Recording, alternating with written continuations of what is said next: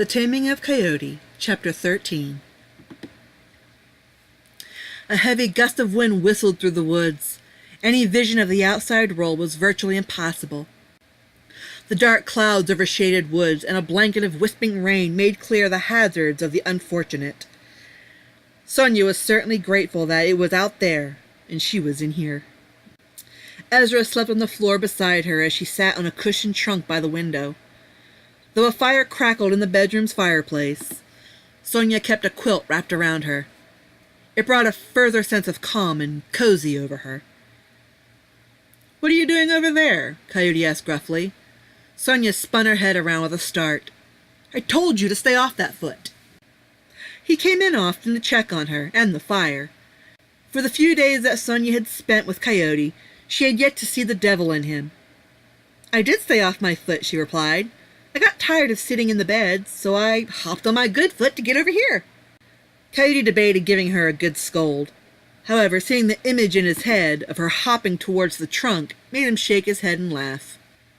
"Well, I suppose you have outsmarted me there. As witty as a fox you are."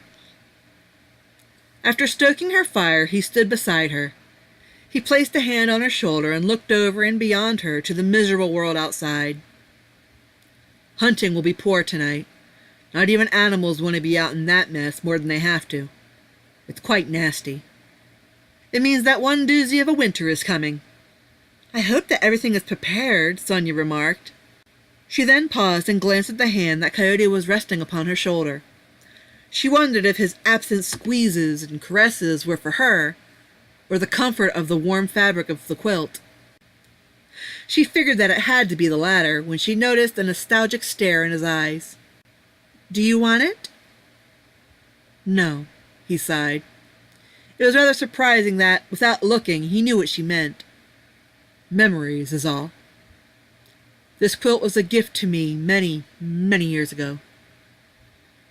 "Really? Who made it?" Sonia asked with a blooming curiosity. "My wife." That was awkward, with quite an awkward silence. What was there for her to say to that? Her silence let him brood. Several minutes passed without a word. Finally, when the silence became too eerie for her liking, she sucked in a deep breath. "Coyote, I think I figured it out." "Figured it out?" he repeated inquisitively. "Figured what out?" "I know why you were keeping me here." "Are you still on about that?" he sighed. "I thought it was rather obvious." He brushed back his bangs and ran his fingers along his long blonde hair. "You were lost and injured. You needed a safe place to stay. This bad weather only adds to the reason that I have kept you here. What is there to figure out?" "Are you going to bewitch me? That's it, isn't it? If you don't hate me, perhaps you're going to put a spell on me so that I will become your servant." To that, his expression twisted in shock. His lip curled up distastefully, baring a fang. "You've shown me such kindness, Coyote, but I'm no fool. You'll want some sort of repayment. Isn't that how it works? Perhaps you will demand my loyalty, even my body, so premature? Perhaps you will enchant me, so that I will have no choice but to obey your whims. I'll be your devoted slave, just as what happened with—" "Enough!" he growled. Sonia felt a twinge of fear. She had made him angry. Yet she wasn't petrified, and she quickly relaxed. Coyote obviously had quite a temper, and though quick to vocalize, he was very careful to act. "Is that what you think? Is that the nonsense that turn tells you? Do you honestly believe that I possess that sort of power? Do you truly think that I can manipulate the hearts and minds of human beings and bend them to my will? Does Turn tell you that I enchant young girls so that they will give their bodies to me in some pagan orgy?" He snarled as he fought to calm himself. When his fists unfurled, Sonia could tell that his temper was starting to cool. "Do you?" she finally asked. "My powers are indeed great. I can do many things.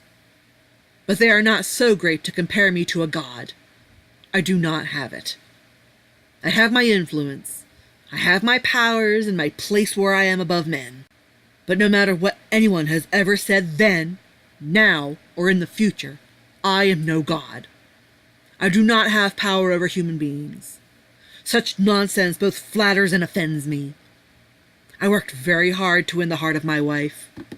I had no ability to bewitch her. I lied to her."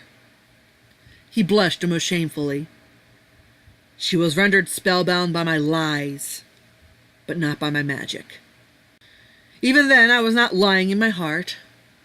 I was lying in her eyes, and it cost me dearly." "You tricked her," Sonia accused. Coyote was silent a moment. "I tricked her a little. I was too afraid to be completely honest with her. She found out the truth soon enough. I was punished for my poor judgment. Still, in the end, she forgave me. She was so angry with me for a long time. Still, she forgave me." "Her feelings were genuine?" "Just like any man, even I had to earn the love of the woman that stole my heart. After much trouble between us, after the hurt and bitterness, the shame and guilt, she was so kind and merciful. And I got it." "Why should I believe you?" Sonia asked suddenly. "Devils are known to lie. False prophets are also known to lie. Men who use God as a crutch to fulfill their own perversion of his word," he retorted.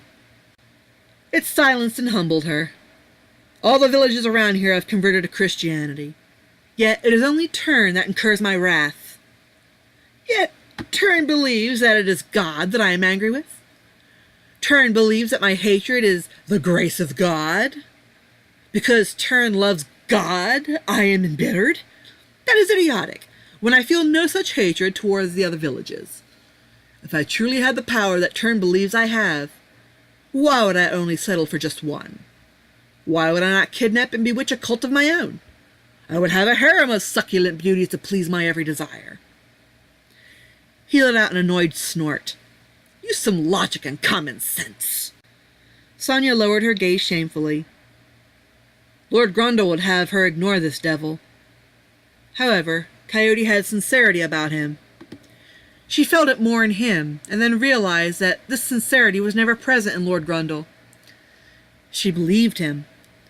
When he spoke, Sonia could feel truth in his words, and they were therefore unquestionable. This was nothing like what she was used to. He made no excuses. He admitted his faults and humbled himself to them. Lord Grundle would never do that.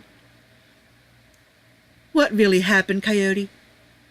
Will you tell me, please?" Coyote peered out of the window a moment, then down to Ezra. He seemed to be paying close attention to him as well. "Very well," he sighed. "I will share with you the story of Tern and me." Sonia turned around quickly to get comfortable. She had heard bits and pieces of the story of Coyote, but to hear it from the horse's mouth seemed to be a real treat. It would likely prove to be a story far more delectable than anything that Tern could tell. Coyote's story would be brand new. She could just feel it. "How far back will this story go? Will you tell me about your wife?" "Be patient, Sonia," he replied softly. "In due time I will tell you everything. But the history between Tern and me goes back much further. In order for you to truly understand my bitterness, the betrayal, how much I once loved Tern, I must start from the very beginning."